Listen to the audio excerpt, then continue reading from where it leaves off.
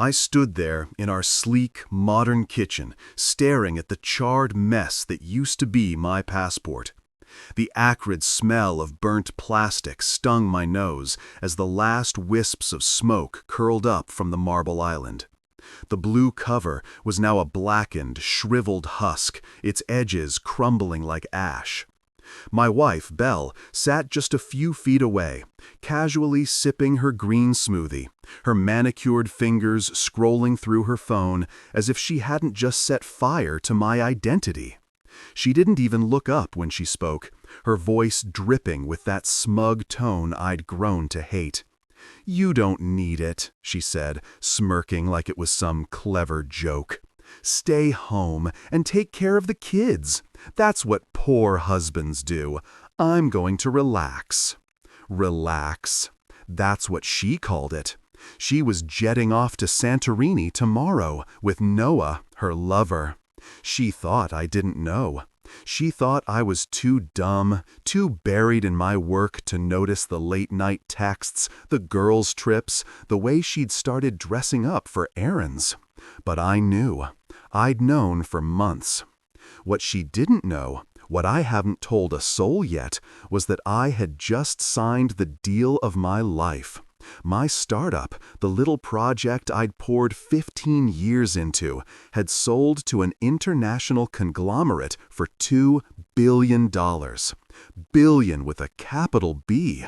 Cash in my pocket, freedom in my hands, and she had no clue. I'd kept it quiet, even from her, because I wanted to surprise her with a new life. Maybe that villa in Italy we talked about years ago, back when she still looked at me like I mattered. But now I saw the truth. She didn't deserve the surprise. She didn't deserve me. I didn't say a word as she finished her smoothie and sauntered upstairs, humming like she'd won some grand victory. I waited until the house was still, the kids tucked into their beds, their soft breathing filling the silence. Then I moved. I grabbed a duffel bag from the closet, stuffed it with clothes, my laptop, a few essentials. I opened the safe in my office, the one she didn't know the code to, and pulled out stacks of cash, some documents, a spare key fob for the car I bought last year and never told her about. I didn't need much. I wasn't running away in a panic. This was calculated. This was me taking back control.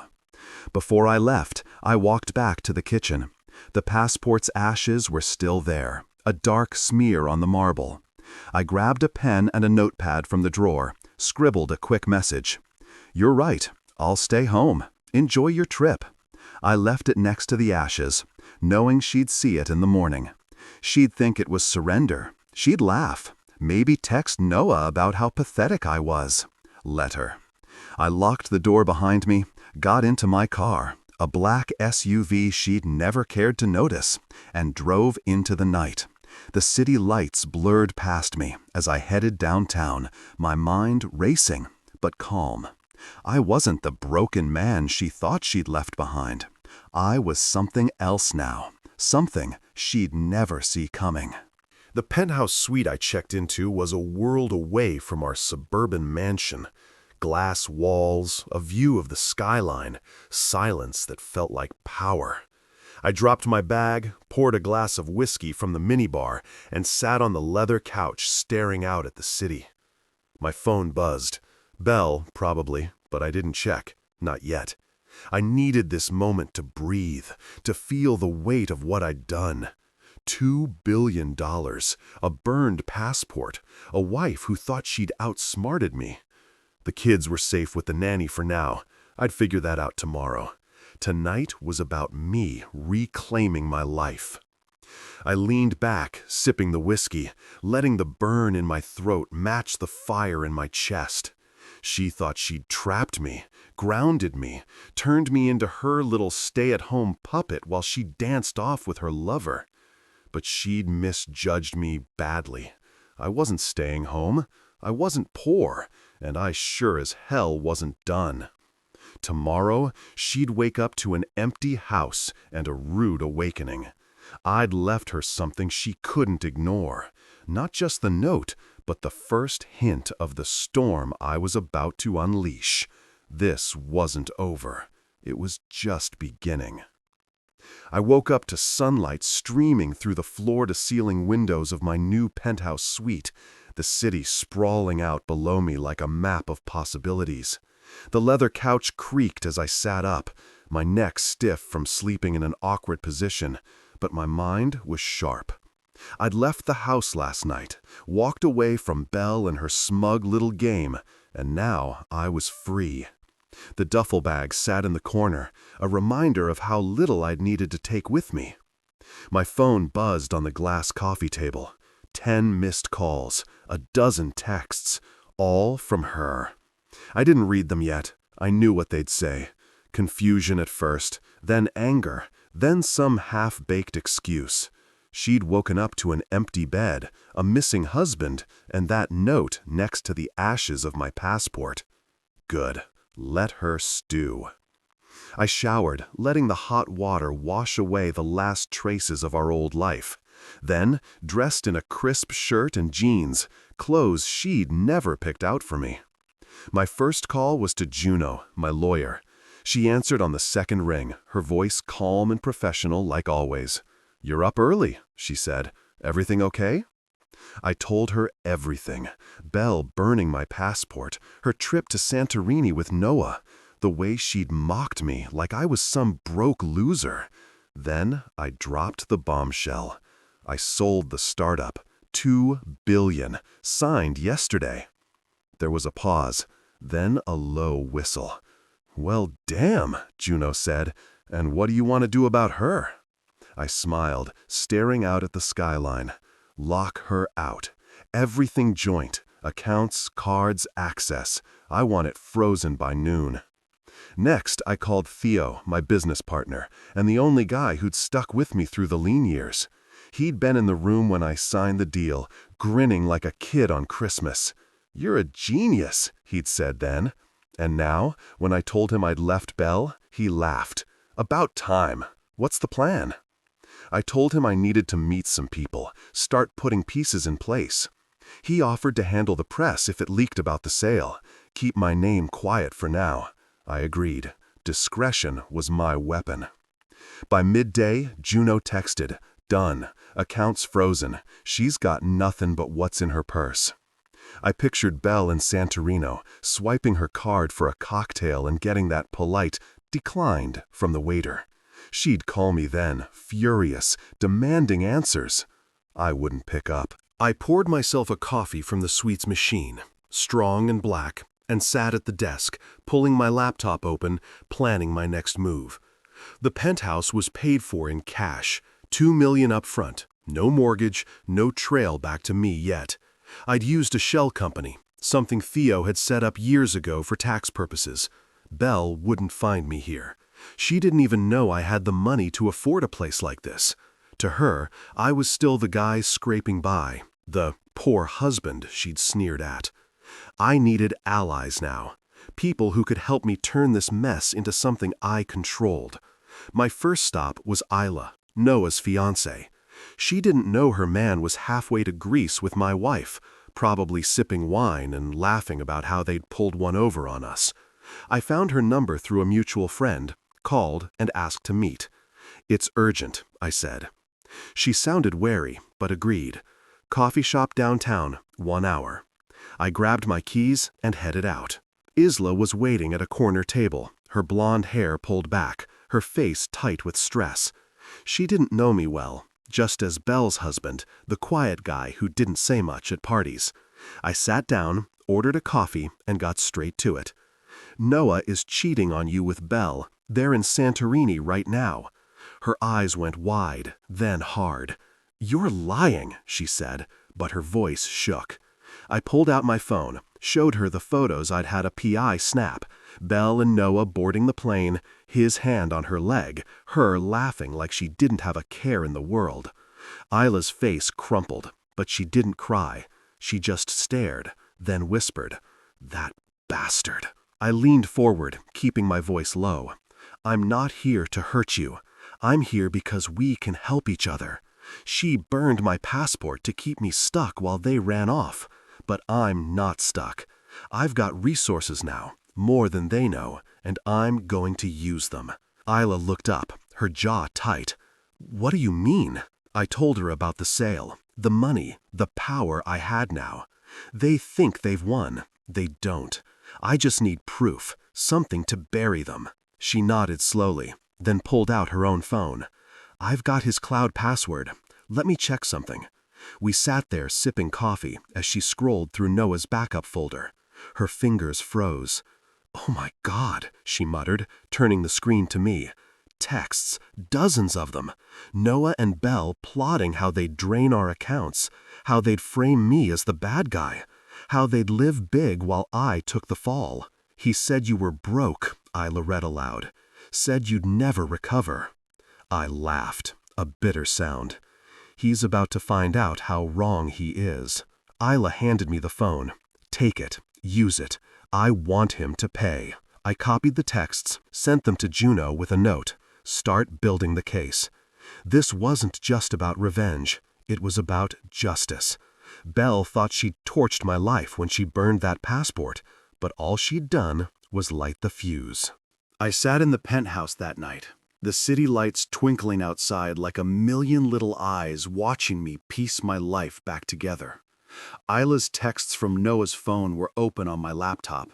Each message a dagger Belle and her lover had aimed at my back. I couldn't stop reading them even though every word burnt.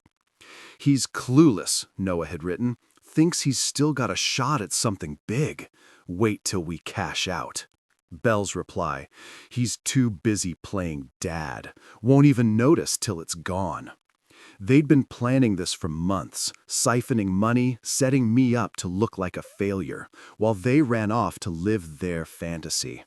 The joke was on them. I wasn't broke, I wasn't clueless, and I sure as hell wasn't done. I called Juno again, pacing the hardwood floor, the phone pressed tight to my ear. "You got the texts?" I asked when she picked up. "Yeah," she said, her voice steady but sharp. "This is gold. I'm pulling footage from the house cams, too. Got them from the cloud backup. Sending it now." She paused, then added, "You're calm for a guy whose wife just torched his passport." I laughed, a rough sound. "Calm's all I've got left. Send it fast. I want this airtight." Juno promised to have a draft of the legal filings by morning. Restraining orders, asset freezes, the works. I hung up and sank into the couch, rubbing my temples. The penthouse was quiet, too quiet, but it gave me space to think. I wasn't just fighting for money or pride. This was about the kids, about the life I'd built. Belle could burn my passport, but she wasn't burning that. The footage came through 10 minutes later. Grainy clips from the security cams I'd installed after Belle staged that fake break-in last year. She claimed someone tried to jimmy the back door, but I'd never bought it. Now, watching the clips, I saw why. There she was, late at night, sneaking Noah into the garage, laughing as they stumbled inside. Another clip showed her rifling through my desk, probably looking for cash or bank statements. She'd even waved at the camera once, mocking me, thinking I'd never check. Dumb move. I saved every second of it, tagged it for Juno. This wasn't just evidence, it was ammunition. My phone buzzed again. "Belle. Where are you? Card's not working. Call me." I smirked, imagining her stranded in Santorini, tapping her foot in those ridiculous heels, yelling at some poor hotel clerk. Noah was probably sweating too, now that Isla had tipped off his firm about his extended leave. I didn't reply. Let them squirm. I had bigger fish to fry. I called Isla back, catching her just as she was leaving Noah's apartment. "Found more," she said, her voice tight. "Receipts, plane tickets, hotel bookings, all in his name, but paid with your card." My card. The joint one she'd linked to her phone for emergencies. I gritted my teeth. "Send it over. You okay?" She sighed. "No, but I will be. He's not getting away with this." I liked her grit. She was collateral damage, like me, But she wasn't curling up to cry about it. She was fighting. The receipts hit my inbox. Thousands spent on first-class tickets, a suite at some fancy Greek resort, dinners I'd never eaten. Every charge was a slap in the face, but it was also a gift. Proof. I forwarded it to Juno with a note, "Add theft to the list." My startup sale wasn't public yet. Theo was keeping it under wraps, but the money was already in my new accounts, offshore and untouchable. Belle thought she'd drained me dry. She hadn't even scratched the surface. I sat at the desk in my penthouse, the laptop screen glowing with those damning texts and videos, but my mind wasn't on them anymore. It drifted back, way back, to the beginning, 12 years ago when Belle and I first met. I was just a scrappy coder then, hunched over a beat-up laptop in a garage that smelled like motor oil and stale coffee. She'd walked in with a friend, all bright eyes and easy smiles, wearing a sundress that caught the light. I'd been debugging code for 16 hours straight, my hair a mess, my shirt wrinkled, but she didn't care. "You look like you're building the future," she'd said, leaning against the workbench. I laughed, shy and awkward, and told her it was just a dumb app idea. She stayed anyway, asking questions, listening like she actually cared. That was the Belle I fell for, the one who saw something in me when I was nothing. Now, staring out at the city lights, I wondered where that girl went. Back then, I was all ambition, working late nights, scraping by on ramen and hope. She liked it at first, called me her dreamer, said she'd be there when I made it big. We got married 2 years later, a small ceremony in her parents' backyard, me in a borrowed suit, her glowing in white. I promised her the world, and I meant it. But as my startup grew, so did her expectations. The app turned into a platform, the platform into a company. And suddenly, I wasn't just a dreamer. I was a machine she wanted to tune. She started picking my clothes, telling me my old jeans were embarrassing now that I had investors to impress. My buddies from college, too scruffy, she'd say, steering me toward her polished friends instead. Even my family got the cold shoulder. She'd make excuses to skip dinners with my mom, my brother Kai, saying they didn't fit her vibe. I let it happen. That's the part that stings now. I was so focused on building something that would last, that I didn't see her reshaping me into her accessory. The late nights at the office weren't just about work. They were my escape from her constant nudges, her little digs about how I wasn't fun anymore. She wanted luxury, status, the Instagram life, while I was still the guy who'd rather fix a bug than sip champagne at some gala. Over time, I became this curated version of myself. Clean-shaven, buttoned up, quiet at her parties because she'd trained me to be. I thought it was compromise. It wasn't. It was control. The passport burning, that was her final move. Her way of saying I didn't matter anymore. Stay home. She'd smirked like I was some lapdog she could chain up while she ran off with Noah. She didn't just want me out of the picture. She wanted me small, powerless, a footnote in her shiny new story. I poured a glass of water from the penthouse sink, gulping it down as the memory hit me harder. 12 years, 2 kids, a life I'd built brick by brick, and she'd lit a match to it like it was trash. But she didn't know the half of it. She didn't know I'd sold the company, that I'd turned that garage dream into $2 billion. To her, I was still the broke coder, the poor husband she could mock. She'd married a lie, but not the one she thought. I woke up to the soft hum of the penthouse air conditioning, the city still asleep outside my windows. My phone was silent, no buzzing, no texts from Belle. Just a quiet that felt like victory. I'd gone dark last night, turned off notifications, let her stew in the mess she'd made. She was in Santorini by now, probably waking up to declined cards and a boyfriend who couldn't cover the tab. I pictured her tapping her foot, flipping her hair, demanding answers from a hotel clerk who didn't care. Good. Let her feel it. I rolled out of bed, my bare feet hitting the cool hardwood, and made coffee. Strong, black, no fuss. The penthouse smelled like freedom, and I was ready to use it. First thing, I called Juno. "Status?" I asked, sipping from my mug. She didn't waste words. "Joint accounts are locked. Cards canceled. She's got whatever cash she took with her, and that's it. Offshore trusts are set. You're $2 billion safe. She can't touch a dime." I nodded, even though she couldn't see me. "The house?"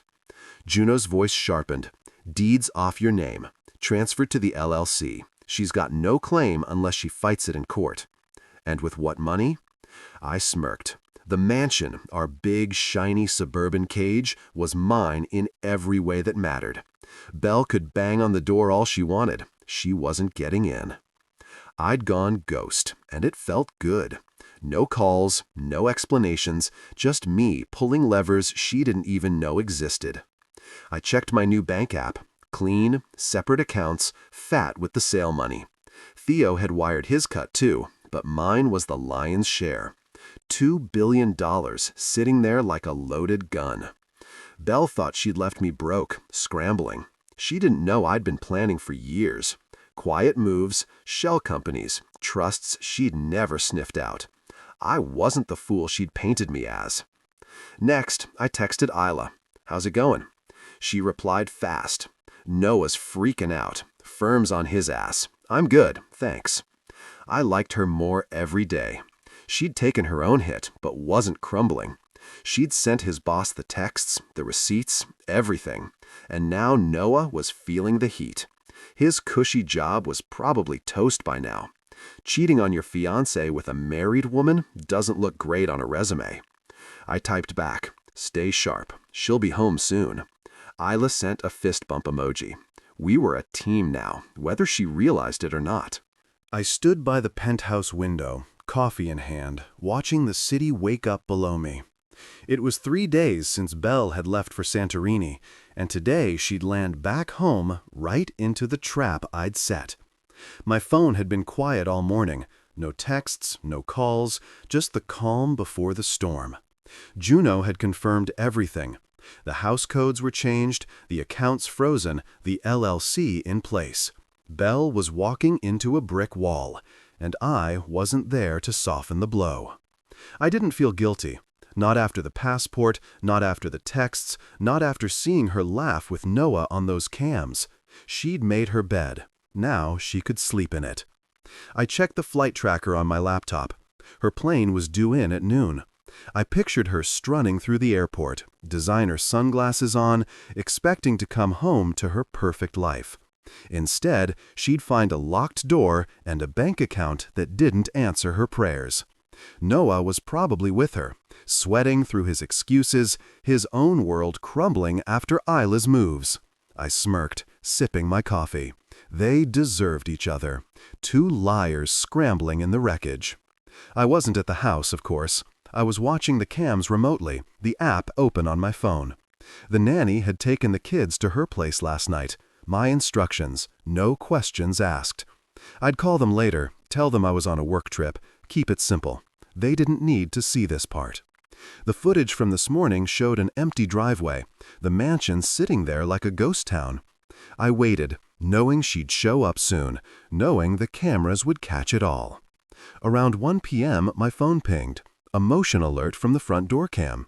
There she was, Belle, rolling up in a cab, her hair a little messy, her face tight with irritation. She dragged her suitcase to the keypad, punched in the old code. Nothing. She tried again, harder, then slammed her fist on the door. I turned up the volume, heard her yell, "What the hell?" She pulled out her phone, probably calling me, but I'd blocked her number last night. No point in listening to her scream. She paced the porch, her heels clicking, then tried the back door. Locked. She kicked it, swore loud enough for the mic to pick up, and sat on the steps, head in her hands. I leaned back on the couch, watching her unravel.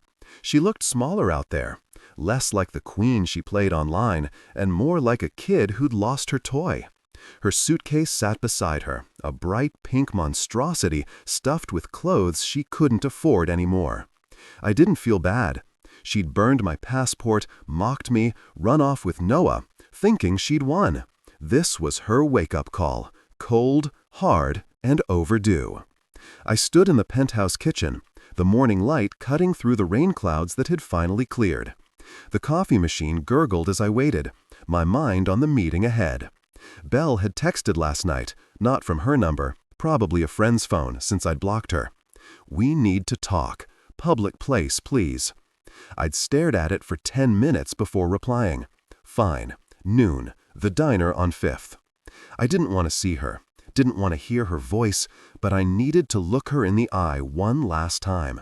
See if she'd squirm, lie, or finally break. The diner was neutral ground, busy enough that she couldn't make a scene. I'd hear her out, then walk away for good. The clock hit 11:30, and I grabbed my jacket. Plain black, nothing she'd picked. The drive was short, the city humming around me as I pulled into the diner's lot. She was already there, sitting in a booth by the window, her hair pulled back, her face bare of the usual makeup. She looked tired, smaller somehow, like the fight had drained out of her. I slid into the seat across from her, keeping my expression blank. The waitress came by, and I ordered coffee. Black, no sugar. Belle fidgeted with her water glass, her nails chipped, no polish. That was new. "You're being cruel," she started, her voice slow but sharp. "Locking me out, freezing everything. It's too much. You've made your point." I leaned back, sipping my coffee, letting her words hang there. She expected me to jump in, apologize, fix it. I didn't. "No," I said finally, setting the mug down. "This isn't revenge. This is release. I'm not punishing you, Belle. I'm removing you from the center of my story." Her eyes narrowed, then widened, like she couldn't decide if I was serious. "Your story?" she snapped. "What about ours? The kids? The house?" "You burned that," I cut in, my voice steady. "The second you torched my passport and ran off with Noah. You don't get to play wife now." She flinched, her hands tightening on the glass. "It wasn't like that," she said, but her tone was weak, rehearsed. "I just needed a break. You were always working, always gone." I laughed, a short, bitter sound that stopped her cold. "A break? You planned it for months, stole from me, mocked me. Don't lie to my face." She shifted, her eyes darting to the table, then back up. "Okay, fine, I messed up. But you can't just erase me. We've got history." History. 12 years of me bending, building, while she posed and preened. I leaned forward, keeping my voice low. "History is why I'm here. I gave you everything. Time, money, a life. You threw it back at me. Now you're out of moves." Her lips parted, then closed. She tried a new tack, softening her voice, tilting her head like she used to when she wanted something. "We can fix this. For the kids. I'll come home. We'll work it out." "No," I said, sharper this time. "You don't get it. There's no home for you to come back to. It's mine. The house, the money, the life I built. You're not part of it anymore." Her face hardened, the mask slipping. "You think you're some big shot now? You'll crash without me. You always needed me to." I held up a hand, stopping her. "I needed you to what? Dress me up? Tell me who to be? I'm done with that, and you're done with me." She tried threats next, her voice rising. "I'll fight this. Lawyers, courts, I'll take half." I pulled the prenup from my jacket, slid it across the table. She'd signed it years ago, laughing, thinking it was a joke. "Read it," I said. "You get nothing. Not a dime." I stood, tossing a few bills for the coffee. Turns out poor husbands do pretty well when they play the long game. "Goodbye, Belle." I walked out, her stare burning into my back, but I didn't turn. The air outside was crisp, the city alive around me. She'd tried everything, guilt, charm, threats, and none of it stuck. I got in my car, let out a long breath. That was it, the last thread cut. She wasn't my wife anymore, not in any way that mattered.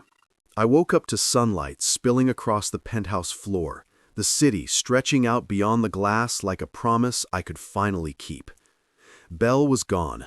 Not just from the house, but from my head, her voice fading after yesterday's diner showdown. I'd cut the last tie, left her grasping at air, and now the day was mine. Coffee brewed in the kitchen, the rich smell filling the space as I pulled on a plain t-shirt and jeans. Clothes I liked, not ones she'd approved. My phone buzzed. Marcus, the nonprofit guy. Papers ready, meet at 10. I typed back, see you there. Today was about building, not breaking. I drove to his office downtown, the streets busy with morning traffic. The foundation was real now, my mom's name on it. $5 million to start. A chance to give kids like I'd been a shot at something big. Marcus greeted me with a handshake, his desk piled with forms.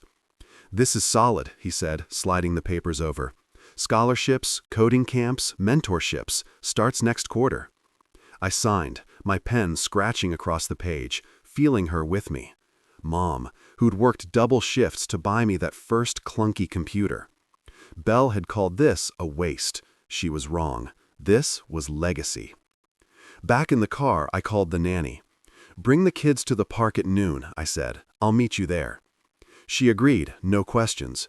I hadn't seen them since I'd left. It felt hard, my son's goofy grin, my daughter's quiet questions.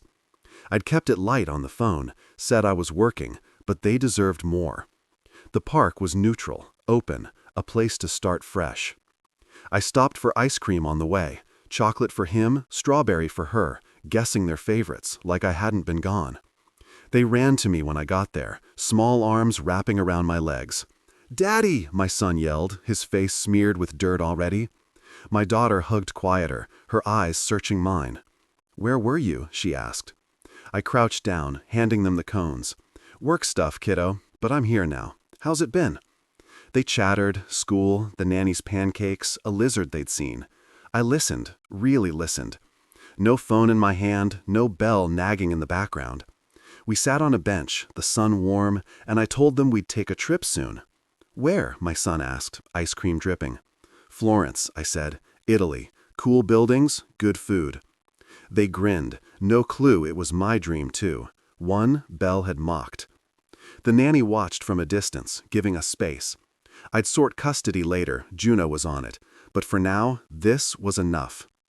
I stood on the stage in Lisbon, the tech conference buzzing around me, a sea of faces staring up from the crowd.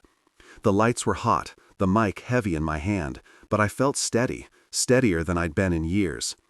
It was a year since Belle burned my passport. A year since I'd walked out and turned her world upside down. Now I was here, unveiling Vero, my platform, my truth, to a room full of coders, investors, and dreamers. The screen behind me glowed with the logo. Simple, bold, real. Authenticity, I said, my voice carrying over the hum. Accountability, truth, that's what this is about. The crowd leaned in, phones up, recording. I wasn't nervous. This was me, raw and ready. I'd spent months coding Vero, nights on the penthouse balcony with my laptop, the city lights my only company. It wasn't just an app. It was a middle finger to the fake lies Belle thrived on, a space where people could build without posing. I walked them through it. Open source roots, encrypted chats, no algorithms pushing lies. "We've got enough filters," I said. "This strips them away." They clapped. A ripple at first, then a wave. I saw Kai in the front row, grinning. Silas beside him, giving a thumbs up. The kids were with the nanny back home, but I'd bring them here someday, show them what their dad could do. After the demo, I stepped off stage, the Q&A looming. Reporters swarmed, mics in my face. "$2 billion from your startup? True?" one asked. I nodded. "Yeah, sold it last year." Another jumped in. "Rumors say your wife betrayed you. That why you built this?" I paused, the question hanging there. Belle's shadow still followed me, even here. I smiled, kept it light. She gave me clarity. That's worth more than anything she took. They scribbled, nodded, moved on. I didn't name her, not yet. Aura's article had done its job, and Belle's name was mud online anyway. I didn't need to twist the knife. The crowd thinned, and I grabbed a water, my throat dry from talking. Kai slapped my back. Killed it, man. Mom would be proud. I grinned. Yeah, she would. Silas chimed in. Drinks later, you're buying, billionaire. I laughed, the sound easy. Florence had been a blast. Me, Kai, Silas, the kids, eating gelato by the Arno. No schedules, no filters. Now Lisbon was ours. A victory lap I'd earned. A woman approached. Dark hair, sharp eyes, not a reporter, something else. Great talk, she said, her voice warm but direct. I'm Nia, artist, entrepreneur. Vero's got legs, real ones. I liked her already. No fluff, no games. Thanks, I said. What's your angle? She smiled, a spark there. Building something too. Smaller scale, but same vibe. Truth over trash. We talked. Her project, mine, the mess of tech these days. She didn't ask about money, didn't fish for status, just ideas, straight up. Rebuilding's hard, I said, testing her. She nodded. So am I. I grinned. Me too. We swapped numbers, nothing forced, just a thread to pull. Later, she walked off, and I watched her go, feeling something shift. Not love, not yet, just possibility. Belle had been flash and control. Nia felt like fire and grit. I didn't need a partner, but I wasn't closed off either. The right side of history wasn't about being alone. It was about being real. Back at the hotel, I sat on the balcony, Lisbon's lights sprawling below. The conference buzzed online, Vero trending, my name tied to it. Visionary, they called me. Comeback king. I didn't care about the labels, the sale, the money. It was fuel, not the fire. The fire was this, the foundation thriving, kids in coding camps because of my mom's name. My own kids laughing again, asking about Italy. Kai and Silas back in my life. Vero breathing, growing. Belle? She was a footnote now. Divorce final. Her accounts dry. Her followers gone. She'd tried a comeback post months ago, got ratioed to hell. I didn't check anymore. I thought about that night, the passport in ashes, her smirk, my quiet exit. She'd thought she'd won, thought I'd stay small, but I'd burned bigger, burned the lie she'd built around me, the cage she'd locked me in. 2 billion open doors, but walking out saved me. I'd rebuilt not for revenge, but for me. The kids had a dad again, not a prop. I had brothers, Kai, Silas, not her fake friends. And now, maybe, Nia. A spark, not a script. My phone buzzed. Theo, launch is a hit. Investors calling. You're back, man. I typed, never left, just found the right side. He sent a fist bump. I leaned back, the night air cool.